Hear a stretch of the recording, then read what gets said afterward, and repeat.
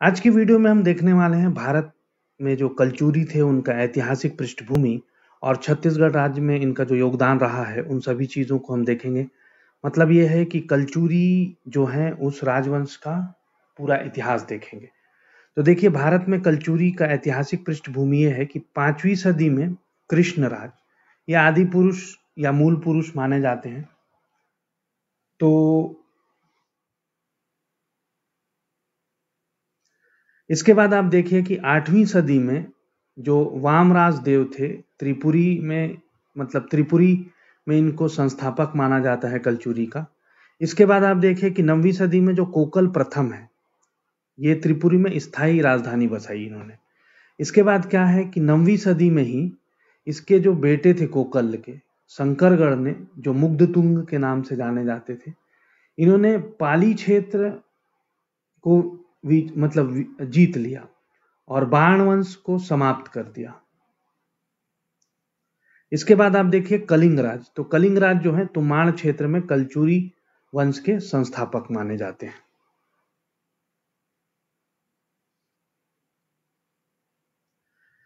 तो यहां पे आप देखिएगा कि त्रिपुरी के जो कलचुरी के लहुरी शाखा के शासक हैं, ठीक है, लहुरी शाखा के शासक लक्ष्मण राय ने अपने पुत्र कलिंग राज जो है इनको मतलब इनके नेतृत्व में इन्होंने क्या किया, 1000 ईस्वी में सेना भेजकर तुमाण क्षेत्र में कलचुरी राजवंश की वास्तविक सत्ता स्थापित की छत्तीसगढ़ में। अब आप देखिए कि यहाँ पे हम देख लेते हैं कि इनकी जो राजधानियां हैं।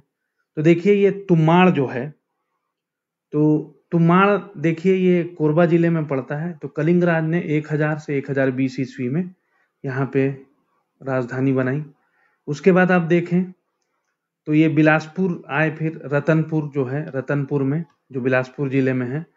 तो यहाँ पे क्या है, रत्नदेव प्रथम जो है 1045 से 65 ईस्वी के बीच में यहाँ है। फिर यहीं से जो एक शाखा है कि खल्लारी आई, लक्ष्मी देव 1340 में। फिर इनकी राजधानी क्या है, खल्लारी से आपकी रायपुर आई 1380 से 1400 में। और एक जो है वो यहाँ से कोरबा से कोसगई, मतलब आप देखें कि रतनपुर से कोसगई ऐसा माना जा सकता है। तो ये बाहर साय जो हैं, बाहर साय, इन्होंने 1480 में से 1544 के बीच में ये राजधानी ले गए थे यहाँ पे। अब देखिए कि कृष्णराज 5वीं सदी में आदि पुरुष माने जाते हैं। फिर उसके बाद वामराज देव जो हैं 8वीं शताब्दी में त्रिपुरी के संस्थापक माने जाते हैं। फिर कोकल देव जो प्रथम है, इन्होंने क्या किया कि त्रिपुरी में स्थायी राजधानी बनाई। और इनके जो पुत्र थे शंकरगढ़ द्वितीय मुग्धतुंग, ठीक है, इन्होंने 900 ईस्वी में क्या किया कि छत्तीसगढ़ पर आक्रमण किया और पाली क्षेत्र पर विजय प्राप्त की और यहाँ पे क्या बाण वंश को समाप्त कर दिया। इसके बाद आप आए तो 1000 ईस्वी में क्या हुआ कि लक्ष्मण राज, जो लक्ष्मण राज्य हैं त्रिपुरी के, इनके पुत्र कौन थे, कलिंग राज। तो इन्होंने क्या किया कि 1000 में सेना भेजी और तुमाण जो है कोरबा जिले में यहाँ पे अपनी सत्ता स्थापित की। तो देखिए 1000 और 1741 तक में देखें अपन तो कलिंग राज, फिर रघुनाथ, तुमाड़, ठीक है, इनकी राजधानी रही। फिर इनकी जो भाषा थी वो संस्कृत थी और ये धर्म था शैव धर्म था। और इनका जो प्रतीक चिन्ह है या कुलदेवी बोलना चाहिए तो वो गजलक्ष्मी थी। इसके बाद आप देखिए कि रतनपुर के जो कलचुरी हैं, तो रतनपुर के कलचुरी और रायपुर के कलचुरी ये दो शाखा थी। तो देखिए यहाँ पे जो रतनपुर के जो कलचुरी हैं उसमें कलिंग राज 1000 से 1020 तक। उसके बाद रघुनाथ जो हैं वो अंतिम शासक रहे 1732 से 41 तक में। और उसके बाद रायपुर कलचुरी देखें तो लक्ष्मी देव जो थे 1300 से 1340 तक। उसके बाद जो अमरदेव हैं वो अंतिम शासक रहे 1741 से 50 तक। इनके बाद क्या है, मराठा आक्रमण हुआ और मराठा अधीन जो कलचुरी शासक हैं उसमें रघुनाथ सिंह यही जो हैं वो 1741 से 45 तक। और इसके बाद जो मोहन सिंह है वो 1745 से 1757 तक। और इधर आप रायपुर शाखा में देखेंगे तो अमर सिंह जो हैं ये जो अंतिम शासक थे, तो मराठा अधीन में प्रथम शासक हुए और अंतिम शासक जो हैं वो शिवराज सिंह हैं। तो देखिए रतनपुर के जो प्राचीन नाम है हम वो देखते हैं कि सतयुग में मणिपुर, त्रेता युग में माणिकपुर, द्वापर युग में हीरापुर और कलयुग जो अभी चल रहा है उसमें रतनपुर। तुम्बाड़ से शासन करने वाले जो शासक थे उनमें देखिए कलिंगराज, कमलराज और रत्नदेव प्रथम। तो क्या कि कलिंगराज जो है इनके शासन की अवधि है 1020, मतलब 1000 से 1020, फिर कमलराज जो 1020 से 145 और रत्नदेव जो है 145 से 150 के बीच में। फिर उसके बाद क्या किया कि रत्नदेव प्रथम ने क्या करी कि अपनी राजधानी जो है वो रतनपुर ले आए। अब यहाँ पे देखिए जो कलिंग राज है, तो हम ये चालू करते हैं तो देखिए कि कलिंग राज, फिर कमल राज, फिर रत्नदेव प्रथम। तो कलिंग राज जो हैं वो 1000 से 1020 ईस्वी में वास्तविक संस्थापक माने जाते हैं। इनकी जो राजधानी थी तुम्बाड़ में, ठीक है, उपाधि जो लिए वो परम महेश्वर के लिए। उसके बाद कमल राज देखिए 1020 से 1045 तक में। त्रिपुरी के कलचुरी शासक जो हैं गांगदेव, जो उड़ीसा अभियान में इनको सैन्य सहायता दिया था इन्होंने। और रत्नदेव या रत्नराज जो हैं 1045 से 1065 तक देखें तो इन्होंने क्या किया कि पहले तो ये तुम्बाड़ में थे लगभग 5 साल। उसके बाद इन्होंने क्या किया कि तुम्बाड़ से जो राजधानी है वो रतनपुर ले आए। स्थापत्य में देखिए इन्होंने महामाया मंदिर बनवाया रतनपुर में, बंकेश्वर शिव मंदिर बनवाया तुम्बाड़ में, और महिषासुर मर्दिनी मंदिर बनवाया लाफागढ़ में। अब देखिए इनका जो विवाह है वो नोनल्ला कोरोमंडल पेंड्रा के शासक बैजू वर्मा की पुत्री से इनका विवाह हुआ। 1050 में रतनपुर, ठीक है, ये कुबेरपुर बोला जाता था इस समय, और ये तालाबों की नगरी कही जाती थी। तो 1055 में क्या सोमवंशी शासक उद्योग केसरी, ठीक है, महाशिवगुप्त जो चतुर्थ हैं, इनको पराजित किया। और बैजू वर्मा निसंतान थे, तो इनकी कोई मतलब इनकी कोई संतान न होने के कारण ये जो शासन है वो किनको मिला, रत्नदेव प्रथम को मिला।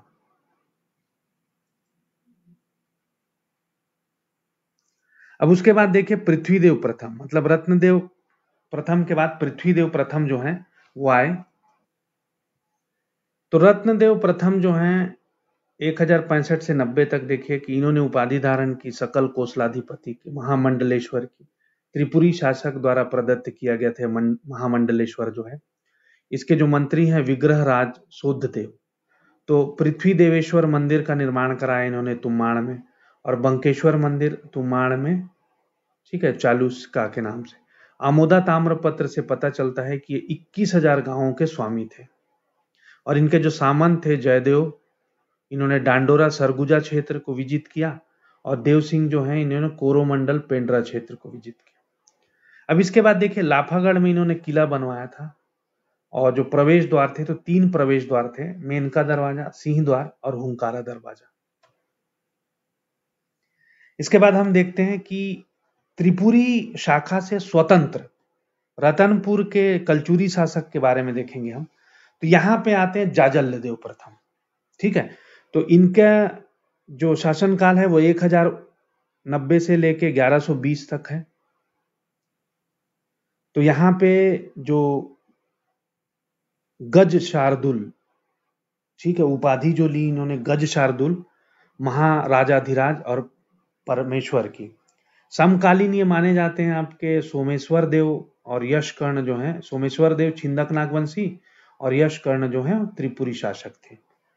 तो इन्होंने क्या किया कि विष्णु मंदिर जांजगीर में स्थापत्य जो है इनका, और शिव मंदिर पाली जो था वो उसका जीर्णोद्धार करवाया, और जिसका निर्माण किसने किया था, विक्रमादित्य जयमेव बाणवंशी थे, उन्होंने करवाया था। अब इसके बाद देखिए आप नगर स्थापत्य में देखें तो इन्होंने जाजल्य देव, मतलब जो जांजगीर है वो बसाया था। तो जांजगीर नगर, ठीक है, और विष्णु मंदिर जांजगीर और शिव मंदिर पाली का जीर्णोद्धार करवाया। विजय अभियान चलाया इन्होंने, क्या किया, सोमेश्वर देव जो छिंदक नागवंशी हैं इनको पराजित किया और इनको सपरिवार बंदी बनाकर ले आए, और उनकी मां जो गुंडमा देवी थी उनके कहने पर उनको छोड़ दिया था। और भुजबल जो है सुवर्णपुर के उड़ीसा, यहाँ पे इनका विजय अभियान चला था। और अब उसके बाद जो महत्वपूर्ण तथ्य हैं वो ये देखिए कि स्वर्ण सिक्के जारी करने वाला प्रथम कलचुरी शासक था कौन, जाजल्यदेव प्रथम। और ये इन्होंने अपने आप को क्या है कि त्रिपुरी शाखा से स्वतंत्र शासक घोषित किया और मल्हार क्षेत्र पर सर्वप्रथम कलचुरी शासन जो है वो स्थापित किया था।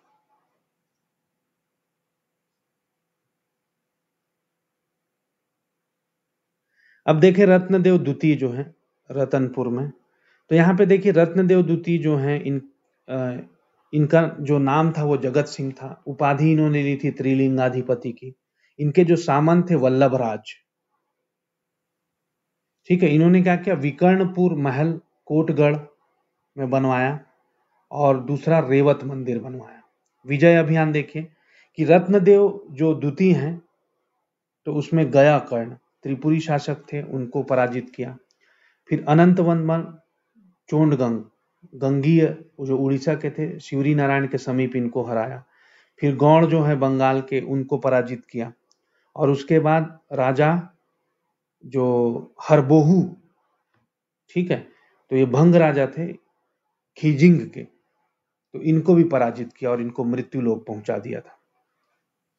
तो कलिंगराज, कमलराज, रत्नदेव प्रथम, पृथ्वीदेव प्रथम, फिर जाजल्यदेव प्रथम, उसके बाद रत्नदेव द्वितीय। अब उसके बाद देखें पृथ्वीदेव द्वितीय के बारे में। तो पृथ्वीदेव द्वितीय जो इनका शासनकाल जो था वो 1135 से लेकर 1165 तक था। स्थापत्य के बारे में देखें तो इन्होंने क्या किया, गज किला और खड़क तालाब रतनपुर में बनवाया। गज किला, खड़क तालाब रतनपुर में।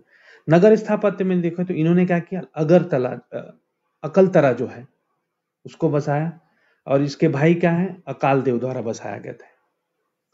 इसके बाद विजय अभियान देखें तो सहरागढ़, सारंगगढ़, मेचका, सिहावा, ठीक है, काकराय, कांकेर, चक्रकोट, बस्तर। तो यहाँ पे देखिए आप कि रतनपुर के कलचुरियों का साम्राज्य इनके काल में सर्वाधिक विस्तृत था, ठीक है। तो सामंत वल्लभराज ने क्या किया कि खारंग झील जो है उसका निर्माण करवाया और आपका जो सामंत ब्रह्मदेव है उन्होंने संबलपुर में नरसिंह नाथ, ठीक है, और आपका नारायणपुर में धुरजरी मंदिर और डूमर महल का निर्माण करवाया। उसके बाद इसके जो सेनापति हैं जगतपाल, इन्होंने राजीव लोचन मंदिर का जीर्णोद्धार करवाया। तो ये इनके जो अभिलेख हैं वो सर्वाधिक अभिलेख प्राप्त होते हैं हमको पृथ्वीदेव द्वितीय के। अब उसके बाद हम देखते हैं जाजल्यदेव द्वितीय के बारे में। तो 1165 से लेकर 1168 तक देखें तो इनका जो स्थापत्य है वो ये है कि चंद्रचूर्ण मंदिर जो है कल्हण देव के द्वारा बनवाया गया था शिवरी नारायण में। और विजय अभियान चलाए तो इनमें क्या है, मल्हार अभिलेख जो है उससे पता ये चलता है कि जो जाजल्यदेव ने क्या किया था, जो जय सिंह हैं त्रिपुरी के शासक, ठीक है, त्रिपुरी के शासक जय सिंह को पराजित किया था। अब उसके बाद आते हैं रत्नदेव तृतीय के बारे में। तो इन्होंने क्या किया, एक वीरा मंदिर रतनपुर, ठीक है, रतनपुर टेकरी और पुराताती शिव मंदिर रतनपुर में बनवाया और इन्होंने जीर्णोद्धार करवाया। खरौंद का जो लक्ष्मणेश्वर मंदिर है जो ईशान देव ने पांडुवंशी ने बनवाया था, ठीक है, तो इनके जो प्रधानमंत्री गंगाधर राव के द्वारा इस मंदिर का जीर्णोद्धार करवाया गया था। अब उसके बाद हम देखते हैं प्रताप देव 1198 से लेके 1922 तक। तो इन्होंने मुद्रा प्रचलन जो है तो तांबे के गोल और षटकोणी सिक्के जो हैं उनका उस मुद्रा का प्रचलन करवाया। और यहाँ पे एक चीज जो मार्क करने वाली वो ये है कि योग्य नेतृत्व के अभाव में यहाँ से साम्राज्य जो है कलिंगा साम्राज्य का जो पतन मतलब अवसान जो है वो प्रारंभ हो गया।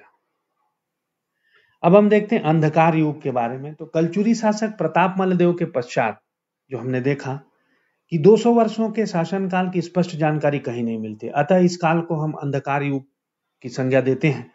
और इस दौरान संभवतः जो धर्म सिंह हैं, धर्म सिंह देव और वीर सिंह देव के आदि शासकों ने शायद मुगल जो शासन है उसकी अधीनता स्वीकार कर ली थी। और संभवतः इसी समय में क्या हुआ था कि वीर सिंह देव जो है के काल में कलचुरी जो है इनकी एक शाखा जो है वो रायपुर शाखा का उदय हुआ। और इस प्रकार योग्य नेतृत्व के अभाव में महान कलचुरी साम्राज्य जो था वो 2 भागों में बट गया। तो ये शाखा हम बाद में देखेंगे इसके बाद। अब देखिए यहाँ पे जो आगे चलते हैं हम, तो ये 1480 से लेके 1544 तक चले। तो ये 12 शाह जो हैं, इन्होंने क्या किया कि इन्होंने राजधानी जो है वो रतनपुर से कोसगई स्थानांतरित कर दिया। स्थापत्य में देखें कि चैतुरगढ़ का किला लाफागढ़ में बना और कोसगई मंदिर जो है वो कोरबा में इसका निर्माण करा। कोसंगा कोसगई में कोषागार जो है उसकी स्थापना की और ओसगई जो है किले में 12 शाह के शिलालेख से ये जानकारी जो है प्राप्त होती है। और इन्होंने क्या किया, सैन्य सहायता के बदले 1490 में सोना खान जमींदारी जो है उसकी स्थापना की और बिसई ठाकुर बिंजवार को इनको सौंप दी।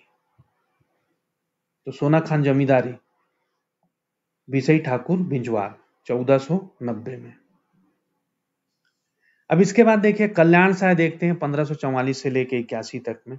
तो जमाबंदी प्रणाली जो है उसके ये जन्मदाता माने जाते हैं। रतनपुर स्थित गज किला जो था वहां पे इन्होंने क्या किया, जगन्नाथ स्वामी मंदिर का निर्माण करवाया था। अब मुगल दरबार में कल्याण शाह देखते हैं कि बाबू रेवाराम के अनुसार क्या है, अकबर जो है तो ये कल्याण शाह और राजस्व अधिकारी जो मंडला के राजस्व अधिकारी उनका विवाद हुआ था, तो इनको कल्याण शाह को अपने दरबार में बुलवा लिया और 8 वर्षों तक रखा था। और गोपल्ला गीत के अनुसार क्या बोलते हैं कि जहांगीर जो थे उन्होंने 8 वर्ष तक नजरबंद करके रखा था और पहलवान गोपाल देव ने इन्हें मुक्त करवाया था। अब यहाँ पे जो विशेष देखें हम इनके बारे में, तो देखिए कि इन्होंने छत्तीसगढ़ में राजस्व जमाबंदी की प्रणाली शुरू की और गढ़ व्यवस्था चालू की। और इन्होंने बिना शक्ति प्रदर्शन के, शौर्य प्रदर्शन के मुगल अधीनता को स्वीकार कर लिया। मिस्टर चिम्स जो हैं, तो कल्याण शाह के जो जमाबंदी थी उसी के आधार पे ब्रिटिश अधिकारी मिस्टर चिम्स जो हैं उन्होंने 36 गढ़ों में विभाजित किया था छत्तीसगढ़ को। और जहांगीर की आत्मकथा में इसका उल्लेख मिलता है कि कल्याण शाह शासक थे उनका उल्लेख मिलता है। और कल्याण शाह की जो पांडुलिपि है प्रदेश में, तो उसमें 48 गढ़ों का उल्लेख किया गया है। तो ये हमने देखा कल्याण शाह के बारे में। अब हम देखते हैं तखत सिंह के बारे में। तो तखत सिंह जो हैं 1685 से लेके 1689 तक में देखें तो समकालीन थे औरंगजेब के मुगल बादशाह। नगर स्थापत्य इन्होंने तखतपुर नगर जो है वो बसाया और तखतपुर में शिव मंदिर का निर्माण करवाया था। अब हम देखते हैं राज सिंह के बारे में 1689 से लेकर 1712 तक। तो स्थापत्य इन्होंने क्या, हवा महल और बादल महल रतनपुर में बनवाया और दरबारी कवि गोपाल मिश्र खूब तमाशा। नगर स्थापत्य में देखें राजपुर जूना शहर में। फिर गोपाल मिश्र जो थे उन्होंने खूब तमाशा में औरंगजेब की आलोचना की। और राज सिंह की मृत्यु के पश्चात इसका जो भाई मोहन सिंह था वो उपस्थित नहीं होने के कारण क्या किया, उसके चाचा जो है सरदार सिंह को शासक नियुक्त किया गया था। अब देखें रघुनाथ सिंह जो है कलचुरी। तो यहाँ पे देखिए रघुनाथ सिंह 1732 से लेकर 45 तक तो ये अंतिम शासक माने जाते हैं कलचुरी राजवंश के। तो भोसला शासक रघुजी प्रथम, ठीक है, रघुजी प्रथम के सेनापति कौन, भास्कर पंत ने 1741 में क्या किया, आक्रमण किया और यहाँ पे रघुनाथ सिंह ने आत्मसमर्पण कर दिया। और करद शासक बनकर रहने लगे। भास्कर पंत ने मराठा प्रतिनिधि रतनपुर क्षेत्र में कल्याणगिरी गुसाई को नियुक्त कर दिया। इसके बाद हम देखें मोहन सिंह। तो मोहन सिंह जो हैं ये मराठों के अधीन मराठों के अधीन ये करद शासक बनकर रहे और 1758 में भोसला राजकुमार बिंबाजी ने प्रत्यक्ष मराठा शासन रतनपुर में स्थापित किया। अब हम देखते हैं रायपुर के कलचुरी शासक। तो 1300 से लेके 1753 तक की बात देखते हैं। तो यहाँ पर जो संस्थापक हैं उनके बारे में देखें तो लक्ष्मी देव माने जाते हैं मल्हार शिलालेख के अनुसार और रायपुर गजेटियर के अनुसार केशव देव माने जाते हैं। उपाधि इन्होंने क्या ली थी, महाराजा राजकुमार राजा की। लक्ष्मी देव 1340 में देखें खल्लारी, ठीक है। तो इन्होंने मल्हार शिलालेख के अनुसार इन्होंने क्या किया कि कलचुरियों के रायपुर शाखा के संस्थापक माने जाते हैं, खल्लारी में अपनी राजधानी बनाई। इसके बाद सिंहण को देखें तो खल्लारी शिलालेख के ही अनुसार इन्होंने क्या किया, 18 गढ़ों को अपने अधिकार में शामिल कर दिया था। उसके बाद रामचंद्र देव देखें, लक्ष्मण देव, सिंहण देव, फिर रामचंद्र देव, तो 1380 से 1400 तक रायपुर जो है, ठीक है। तो ये प्रथम कलचुरी शासक थे जिन्होंने रायपुर से शासन किया, और इन्होंने क्या किया कि फणिक नागवंशी शासक फोड़िंग देव को पराजित किया था। और 14वीं सदी में अपने पुत्र जो हैं ब्रह्मदेव के नाम पर इन्होंने रायपुर नगर को बसाया था। उसके बाद देखें ब्रह्मदेव साय, तो इन्होंने क्या है, विष्णु मंदिर का निर्माण करवाया खल्लारी में देवपाल मोची के द्वारा। और वाकपति, मतलब ये क्या है, संगीत विद्या में निपुण होने के कारण ब्रह्मदेव को पंडितों में वाकपति या द्वितीय भारत कहा जाता था।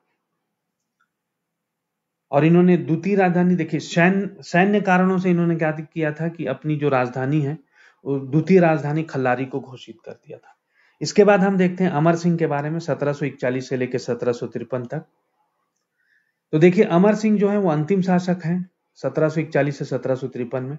1750 में क्या किया, मराठा अधीनता स्वीकार कर ली, और इनको क्या है 3 गांव रायपुर, राजिम और पाटन दे दिया गया 700 रुपए वार्षिक कर पर, और प्रत्येक ग्राम से 1 रुपए वसूलने की बात मतलब इनको दी गई। और ये 1822 में समाप्त हो गया ये चीज। प्रत्येक ग्राम से 1 रुपए वसूलने का अधिकार दिया गया था, जो 1822 में समाप्त कर लिया गया था। अब उसके बाद देखिए 18वीं शताब्दी जो है, इसमें मोहन सिंह 1741 में भास्कर पंत रघुनाथ सिंह पर आक्रमण करता है, आत्मसमर्पण कर देते हैं। 1750 में अमर सिंह जो हैं, ठीक है, ये करत शासक बन जाते हैं, और 750 वर्ष के है वंशीय शासन जो है इस प्रकार समाप्त हो जाता है। शासन व्यवस्था देखें तो कलचुरी शासन व्यवस्था जो है कि छत्तीसगढ़ में कलचुरी प्रशासन राजतंत्रात्मक थी। यहाँ पे राजा के अधिकार असीमित थे, प्रशासन के विभागों का दायित्व आमत्य मंडलों के सदस्यों पर होता था, और सामान्य जन से संबद्ध राजस्व कार्य व शासन प्रणाली को प्रभावी बनाने के उद्देश्य से प्रशासनिक विकेंद्रीकरण जो था वो लागू किया गया था। अब देखिए इकाई, उसके प्रमुख देखते हैं और विशेष देखते हैं। तो देखिए ग्राम जो था उसका प्रमुख जो होता था वो गौटिया होता था, और ये प्रशासन जो ग्राम है ये प्रशासन की सबसे छोटी इकाई होती थी। इसके बाद 12 गांवों से मिलके, ठीक है, एक 12वां बनता था जिसको तालुका भी बोला जाता था। इसका प्रमुख दाऊ होता था, और न्यूनतम 12 ग्रामों का ये समूह होता था। इसके बाद गढ़ देखें तो इसका जो प्रमुख है वो होता था दीवान, और न्यूनतम इसमें 84 ग्रामों का समूह होता था। उसके बाद मंडल जो है, इसका प्रमुख जो है वो मांडलिक कहलाता था, और प्रशासन की दृष्टि से सबसे बड़ी इकाई जो है वो मंडल थी। अब अधिकारीगण देखते हैं कलचुरी शासन व्यवस्था में। तो महामंत्री जो हैं वो सर्व प्रमुख अधिकारी थे, प्रशासनिक सलाहकार माने जाते थे राजा के। महाध्यक्ष जो हैं वो सचिवालय प्रमुख होते थे। महाप्रतिहार संचार विभाग का प्रमुख होता था, और महाप्रभात भात्री जो है जमाबंदी विभाग प्रमुख होते थे, लगान राजस्व अधिकारी। इसके बाद महासंधि विग्रह विदेशी विभाग प्रमुख होता था, और आपका गमागमिक यातायात अधिकारी होता था। दांडिक जो होता था वो न्याय अधिकारी होता था। बलाधिकृत जो है सैन्य अधिकारी होता था। दांडपाशिक जो है सर्वोत्तम पुलिस अधिकारी होता था, सर्वोच्च पुलिस अधिकारी होता था। दुष्ट साधक जो है वो चोर पकड़ने वाला होता था। चाट व भाट में संपत्ति की सुरक्षा करने के लिए चाट मतलब पुलिस और भाट मतलब सैनिक। उसके बाद महाधर्माकरणिक, ये जो था धर्म विभाग का प्रमुख अधिकारी होता था। तो कलचुरी वंश के अंतर्गत हम प्रशासनिक व्यवस्था, अधिकारीगण, स्थानीय स्वशासन, सामाजिक व्यवस्था, राजस्व व्यवस्था, धार्मिक व्यवस्था, साहित्य, नगर स्थापत्य और विलित क्षेत्र स्थापत्य, मंदिर जीर्णोद्धार, महत्वपूर्ण तथ्य और छत्तीसगढ़ में आक्रमण इत्यादि के बारे में हम देखेंगे। तो देखिए कलचुरी शासकों ने स्थानीय प्रशासन जो है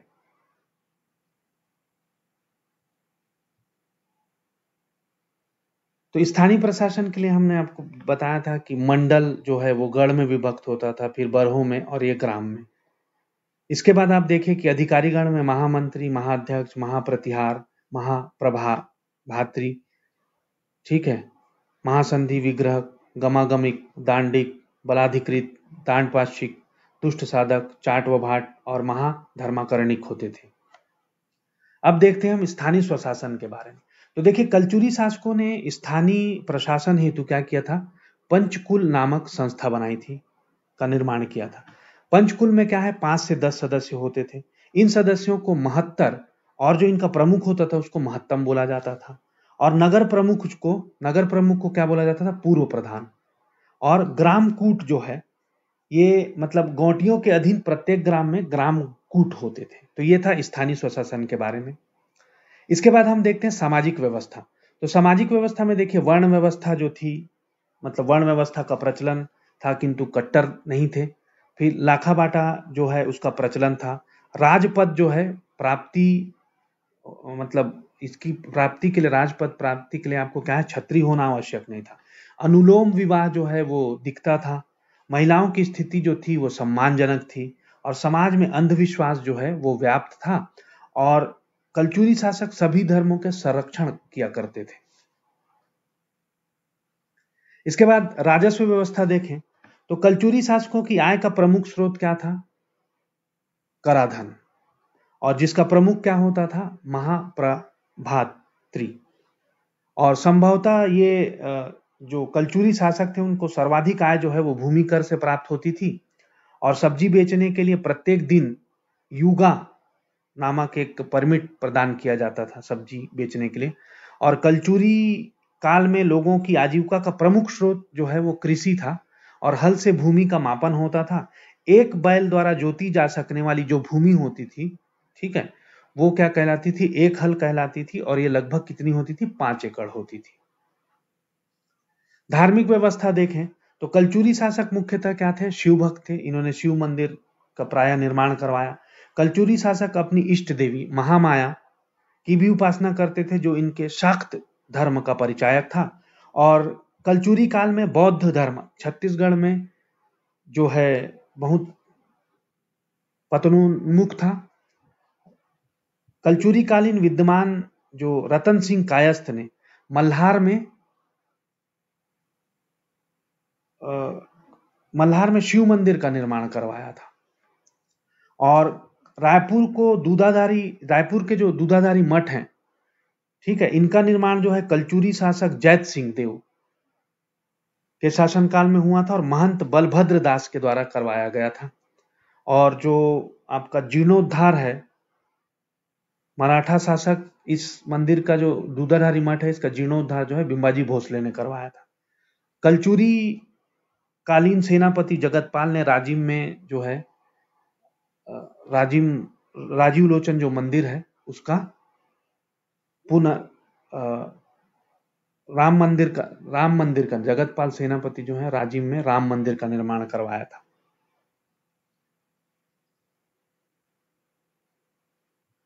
कलचुरी कालीन साहित्य देखें तो रतनपुर के गोपाल मिश्र और जो माखन मिश्र हैं, इनको राजाश्रय प्राप्त था। बाबू रेवाराम जो थे कायस्थ थे, कर्णिक, इन्हें पंडित भी कहा जाता था। राजा जय सिंह जो है वो रसिक मिजाज के थे, और कवियों की संगत जो है वो पसंद करते थे। अब यहाँ पे हम रचनाकार और उनकी रचनाएं देखेंगे। तो गोपाल मिश्र जो हैं उनको खूब तमाशा, सुदामा चरित्र, जैमिनी, रामायण प्रताप, ये रामायण प्रताप जो है वो अपूर्ण थी। बाबू रेवाराम देखें, विक्रम विलास, रतनपुर का इतिहास, रामेश्वमेध, गीता माधव और तारीखे है वंशी। उसके बाद विश्वदत्त शास्त्री को देखें तो रतनपुर आख्यान और इतिहास समुच्चय। माखन मिश्र जो है, गोपाल मिश्र की जो ये रामायण प्रताप है, इनको इन्होंने पूर्ण किया। और कवि नारायण जो थे, इन्होंने जो रामाभ्युदय, ये इनकी रचना थी। कलचुरी कालीन नगर स्थापत्य देखें तो 11वीं सदी में रत्नदेव प्रथम ने रतनपुर बसाया। उसके बाद 11वीं शताब्दी में ही जाजलदेव प्रथम ने जांजगीर बसाया। उसके बाद 12वीं शताब्दी में अकाल देव ने अकलतरा बसाया। 14वीं शताब्दी में रामचंद्र देव ने रायपुर बसाया, और 17वीं शताब्दी में तखत सिंह ने तखतपुर बसाया। उसके बाद विलित क्षेत्र देखें तो 11वीं शताब्दी में रत्नदेव प्रथम, विलय मतलब शासक और विलयकर्ता देखें तो रत्नदेव प्रथम है, तो रत्नदेव प्रथम ने सिरपुर क्षेत्र का विलय किया अपने में। उसके बाद 11वीं शताब्दी में पृथ्वीदेव जो शासक थे उस समय जयदेव ने, ठीक है, इन्होंने डांडोरा सरगुजा क्षेत्र जो था, उसके बाद पृथ्वीदेव प्रथम के ही जो सामंत थे देवसेना, इन्होंने कोरोमंडल पेंड्रा क्षेत्र जो था उस पर विजय प्राप्त की। फिर 12वीं शताब्दी में जाजल्य देव जो थे वो जगतपाल देव ने मल्हार क्षेत्र जो था उसका विलय करवाया। अब कलचुरी कालीन स्थापत्य देखते हैं तो 11वीं सदी में रत्नदेव प्रथम ने महामाया मंदिर रतनपुर में, बंकेश्वर शिव मंदिर रतनपुर में और महिषासुर मर्दिनी मंदिर लाफागढ़ में, और पृथ्वीदेव ने पृथ्वी देवेश्वर मंदिर तुमाड़ में बनवाया। उसके बाद 12वीं शताब्दी में हम देखें तो जाजल्य देव जो प्रथम है उन्होंने विष्णु मंदिर जांजगीर में, रत्नदेव ने विकर्ण महल बनवाया कोटगढ़ में।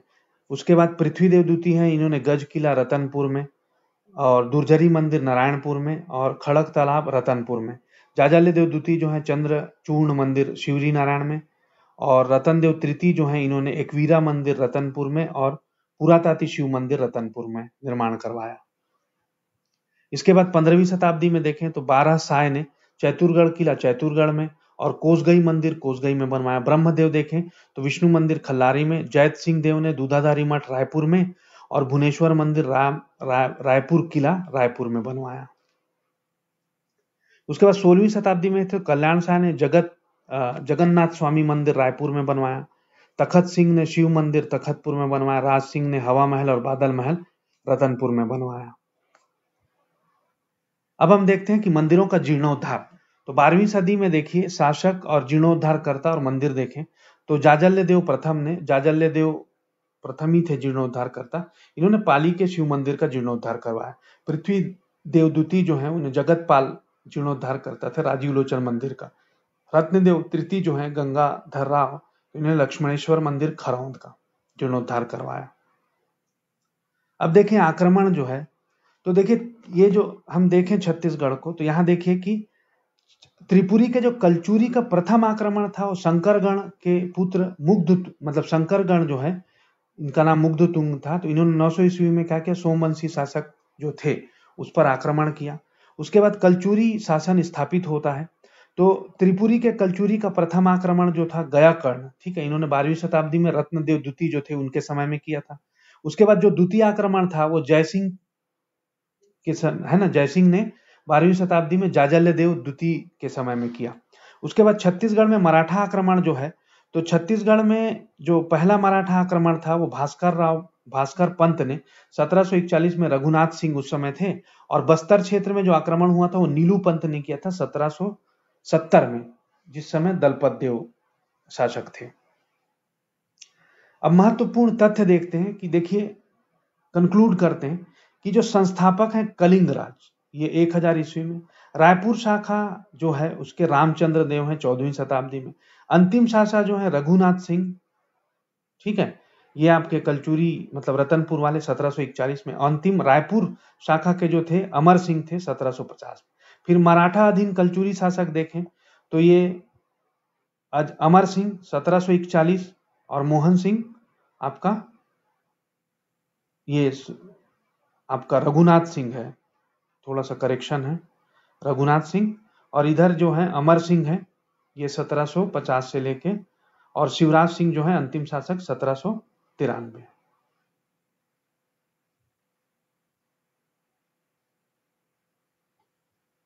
तो अगर ये वीडियो आपको अच्छी लगी हो तो इसे लाइक करें।